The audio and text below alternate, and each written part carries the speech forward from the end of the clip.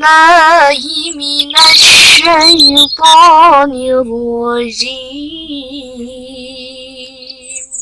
Aku berlindung kepada Allah dari godaan setan yang terkutuk. Bismillahirrahmanirrahim. Dengan menyebut nama Allah, Tuhan yang Maha Pengasih lagi Maha Penyayang. Innal insana khuliqa halu'a. Sungguhnya manusia diciptakan bersifat keluh kesah lagi itu. Idza massahu syarru jazu'a. Apabila ia ditimpa kesusahan, ia berkeluh kesah. Wa idza massahul khairu manu'a. Dan apabila ia mendapat kebaikan, ia amat ingin. Illal musallina allazina hum ala salatihim daimun. Kecuali orang-orang yang mengerjakan sholat, yang mereka itu tetap mengerjakan sholatnya. Wallazina fi amwalihim haqqun ma'lum. Dan orang-orang yang dalam hartanya tersedia bagian tertentu. Lis-sa'ili wal mahrum. Bagi orang miskin yang meminta dan tidak mempunyai apa-apa. Wallazina yusaddiquna biyaumiddin. Dan orang-orang yang mempercayai hari pembalasan. Wallazina hum min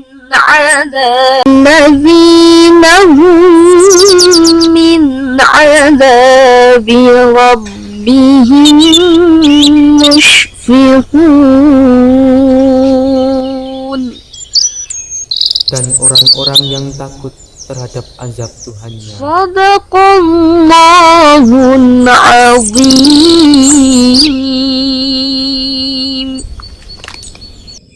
Pada dasarnya manusia adalah makhluk unik. Nilai kemanusiaannya akan terlihat dari sejauh mana manusia itu dapat melawan egonya. Dari hal tersebut maka sifat asli manusia akan terlihat. Ini jelas sekali disebutkan Allah Subhanahu wa taala dalam firman-Nya sebagai berikut. Innal insana khuliqa halu'an idza massahu syarru jazu'a wa idza massahu khairu manu'a. Yang artinya sesungguhnya manusia diciptakan bersifat keluh kesah lagi kikir. Apabila ia ditimpa kesusahan, ia berkeluh kesah, dan apabila ia mendapat kebaikan, ia amat kikir. Surat Al-Ma'arij ayat 19-21. Halu'a diambil dari suku kata hala'a yang artinya secara bahasa dapat diartikan kaget, terkejut, takut, dan panik. Dalam ayat ini ditafsirkan sebagai sifat keluh kesah. Imam Syaukani dalam tafsir Fathul Qadir menafsirkan sifat keluh kesah adalah seseorang yang jika mendapatkan kebaikan tidak bersyukur dan jika tertimpa keburukan tidak bersabar.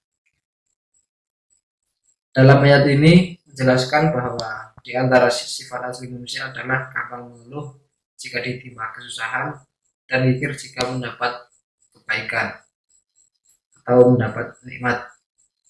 Ia lupa bahwa dalam rezeki yang ia peroleh dari Allah sesungguhnya terselip hak-hak orang yang lebih membutuhkan seperti fakir, miskin, dan lainnya. Agar terhindar dengan sifat-sifat tersebut, Allah kemudian menjelaskan dalam potongan ayat selanjutnya yang berbunyi, ilal musallina alladzina hum ala sholatihim daimun walladzina fi amwalihim haqqun ma'lumul lis-sa'ili wal mahrum, yang artinya kecuali orang-orang yang mengerjakan sholat yang mereka itu tetap mengerjakan sholatnya, dan orang-orang yang dalam hartanya tersedia bagian tertentu bagi orang yang miskin yang meminta dan orang yang tidak mempunyai apa-apa atau yang tidak mau meminta. Quran surat Al-Ma'arij ayat 22 sampai 25. Menurut Ibnu Katsir dalam kitab tafsirnya, ayat ini yang bisa menghilangkan sifat buruk tersebut adalah sholat dan zakat. Sholat yang dilakukan dengan hati penuh keikhlasan karena Allah dapat menunjukkan suatu kebaikan untuk seseorang.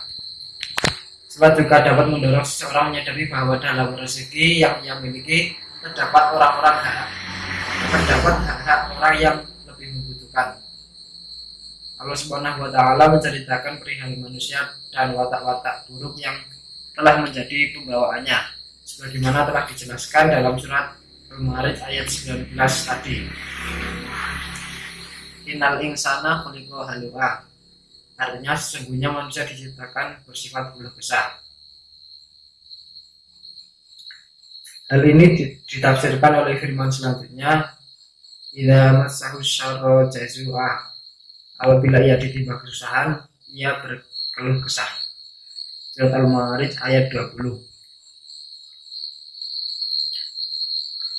Yakni apabila tertimpa kesusahan ia kaget dan berkeluh kesah, serta hatinya seakan-akan cepat karena ketakutan yang sangat dan putus asa dari mendapat kebaikan sesudah musibah yang menimpanya seorang itu.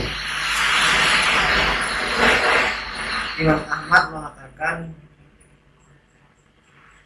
telah menceritakan kepada Nabi, Abu Abdurrahman telah menceritakan kepada kami Musa ibnu Ali ibnu Robah bahwa ia pernah mendengar ayahnya menceritakan hadis berikut dari Abdul Aziz ibnu Marwan ibnu Hakam yang mengatakan bahwa ia pernah mendengar Abu Hurairah berkata bahwa Rasulullah SAW telah bersabda, sifat terburuk yang ada pada diri seorang lelaki ialah pikir yang keterlaluan dan sifat pengecut yang parah.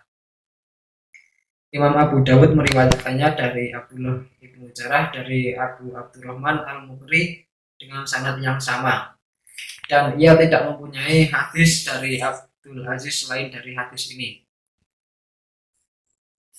Kemudian dalam firman berikutnya disebutkan ilal musallin, artinya kecuali orang-orang yang mengerjakan sholat, yakni manusia ditinjau dari segi pembawaannya menyandang sifat-sifat yang tercela, kecuali orang-orang yang dipelihara oleh Allah dan diberinya taufik dan petunjuk kepada kebaikan dan memudahkan baginya jalan untuk meraihnya.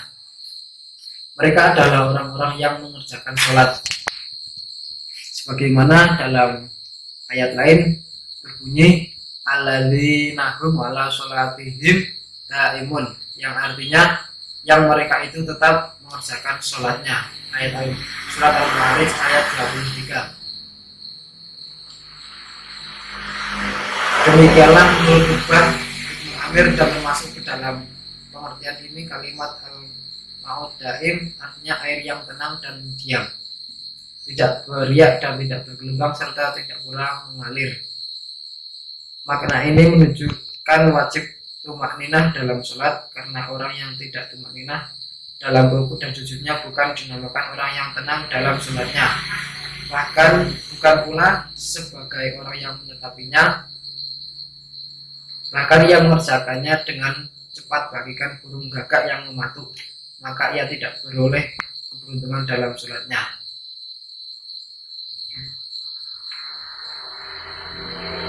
Telah diriwayatkan salah satu hadis melalui Siti Aisyah radhiyallahu anha dan Rasulullah SAW yang telah bersabda, habba al-a'mali ilallahi adwamuha wa inqala, artinya amal yang paling disukai oleh Allah ialah yang paling tetap sekalipun itu sedikit. Menurut lafal yang lain disebutkan madawama alaihi sahibuhu, yang artinya yang paling tetap diamalkan oleh pelakunya. Qatadah telah mengatakan sehubungan dengan makna firman-Nya yang mereka itu tetap mengerjakan salatnya. Ini merupakan arti dari surat Al-Ma'arij ayat 23 tadi. Telah diceritakan kepada kami bahwa Nabi Nuh alaihissalam menyebutkan sifat umat Muhammad SAW. Maka ia mengatakan bahwa mereka selalu mengerjakan sholat yang seandainya kaum Nuh mengerjakannya, misalnya mereka tidak akan ditenggelamkan. Dan seandainya kaum Ad mengerjakannya, misalnya mereka tidak akan tertimpa angin yang membinasakan mereka. Atau kaum Samud, misalnya mereka tidak akan tertimpa pengikan yang mengguntur. Maka kerjakanlah sholat, karena sesungguhnya sholat itu merupakan akhlak orang-orang mukmin yang baik. Firman Allah Subhanahu wa taala, walladzina fi amwalihim haqqun ma'lumul lisaili wal mahrumi, yang artinya dan orang-orang yang di dalam hartanya tersedia bagian tertentu bagi orang miskin dan meminta, dan orang yang tidak mempunyai apa-apa atau yang tidak mau meminta. Surat Al-Ma'arij ayat 24-25, yakni orang-orang yang di dalam harta mereka terdapat bagian tertentu bagi orang-orang yang memerlukan pertolongan. Masalah ini telah diterangkan di dalam tafsir surat Az-Zariyat. Firman Allah Subhanahu wa taala berbunyi, walladzina yusaddaquna biyaumiddin, dan orang-orang yang mempercayai hari pembalasan. Ayat 26, yaitu meyakini adanya hari kiamat, hari penghisaban dan pembalasan. Maka mereka mengerjakan amalnya sebagaimana orang yang mengharapkan pahala dan takut akan siksa. Karena itulah dalam firman berikutnya disebutkan juga berbunyi, walladzina hum min adabi rabbihim musfiqun, yang artinya dan orang-orang yang takut terhadap azab Tuhannya. Surat Al-Ma'arij ayat 27. Maksudnya yaitu takut akan terhadap azab Allah Subhanahu wa taala. Teman-teman yang berbahagia, dalam ayat ini ada kisah menarik mengenai Salabah. Suatu hari Salabah bertemu dengan Rasulullah Shallallahu Alaihi Wasallam untuk meminta doa kepadanya. Salabah terus meminta doa agar supaya dirinya diberikan rezeki yang banyak, diberikan kekayaan harta yang berlimpah. Namun Rasulullah menolaknya. Kemudian Salabah menemui Rasulullah lagi, meminta lagi kepada Rasulullah. Namun Rasulullah tetap menolak. Lalu Rasulullah berkata, apakah kamu tidak ingin seperti Nabiullah Mihdad yang menguasai diriku? Tatkala ketika aku ingin gunung-gunung berjalan di sampingku sebagai emas dan perak, maka Allah akan mengabulkannya. Lalu untuk meluluhkan hati Rasulullah, maka Salibah berjanji dan bersumpah kepada Rasulullah, demi Zat yang mengutusmu dengan hak, apabila engkau mau mengabulkan permohonanku dan Allah memberikan kekayaan kepadaku, niscaya aku akan memberikan hak kepada orang yang berhak menerimanya. Ujar Salabah. Maka Rasulullah memegang janji Salabah, kemudian mengamini doa Salabah. Rasulullah mohon kepada Allah supaya Salabah berikan rezeki, berikan kekayaan yang banyak. Lalu Salabah mengamininya. Kemudian Salabah mendapatkan seekor unta dan kambing. Salabah sangat senang sekali dan berusaha membesarkan unta dan kambing tersebut. Setiap hari Salabah merawatnya dengan kasih sayang, hingga unta-unta yang dimiliki Salabah dan kambing-kambing yang dimiliki Salabah beranak pinak semakin banyak. hingga kota Madinah dipenuhi dengan ternaknya, sehingga mau tidak mau Sa'labah harus menyingkir dari kota Madinah. Sa'labah menuju lembah dekat kota Madinah dan menempatkan ternaknya di harinya semakin sibuk, terus semakin sibuk karena mengurusi domba dan onta-ontanya, sehingga Sa'labah melalaikan sholat berjamaah yang biasa dia lakukan ketika dia di kota Madinah. Terus harinya semakin sibuk mengurusi hewan ternaknya, sampai ketika hari Jumat ia melalaikan tidak memenuhi panggilan untuk sholat Jumat. Suatu ketika ada dua sahabat yang melewati padang gembala Sa'labah, melihat keadaan Sa'labah yang semakin sibuk dan melalaikan sholat Jumat. Ketika dua sahabat ini menemui Rasulullah di Madinah dan menceritakan keadaan Sa'labah saat ini, lalu Rasulullah bersabda, celakalah Sa'labah, celakalah Sa'labah. Dia berjanji kepada Allah, ketika dia mau kaya, dia akan memberikan sebagian hartanya kepada orang-orang yang membutuhkan. Tapi ternyata Sa'labah sekarang menjadi seorang yang kikir. Bahkan Sa'labah ini tidak mau membayar zakat. Sa'labah ini tidak mau membayar pajak. Oleh karena itu, Allah menanamkan rasa kemunafikan kepada hati Sa'labah hingga ajal menjemputnya. Dari kisah tersebut banyak sekali hikmah dan pelajaran yang dapat kita ambil. Konsep pendidikan yang terkandung dalam Al-Quran Surah Al-Ma'arij ayat 19-22 menerangkan tentang akhlak manusia yang pada dasarnya sudah melekat dalam diri seseorang dan telah bersatu dengan perilaku dan perbuatan. Di antaranya hikmah dalam kisah Sa'labah yang pertama yaitu mengajarkan akan kesabaran yang baik. Allah Subhanahu wa Ta'ala memerintahkan dalam Al-Quran Surah Al-Ma'arij ayat 5 yang artinya, maka bersabarlah engkau dengan sabar yang baik. Inilah yang akan menjadi penangkal dari kebiasaan-kebiasaan dan sifat-sifat yang buruk dalam diri manusia, sebagaimana yang telah dicontohkan dalam kisah Sa'labah, yaitu sifat berkeluh kesah dan sifat kikir.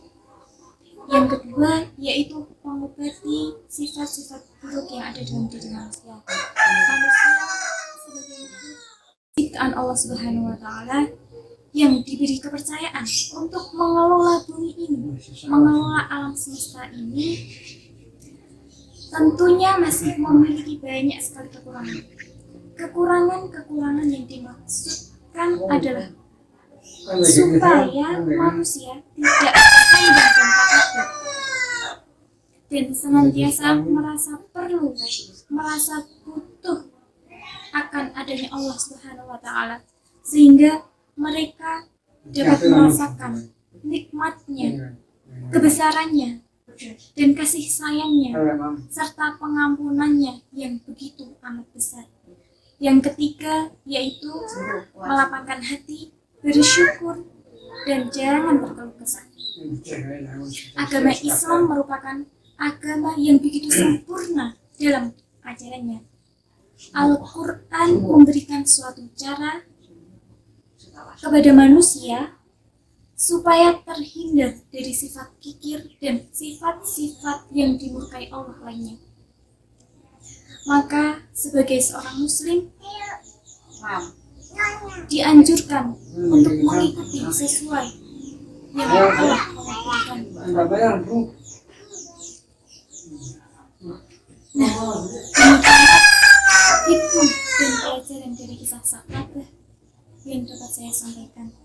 Semoga Allah Subhanahu wa Ta'ala menjauhkan kita dari sifat kikir dan sifat-sifat yang dimurkai Allah Subhanahu wa Ta'ala. Dan semoga Allah Subhanahu wa Ta'ala memberikan petunjuk kepada kita semua untuk tetap berada di jalan yang benar, yaitu jalan yang diridhoi oleh Allah Subhanahu wa Ta'ala. Amin amin ya rabbal alamin.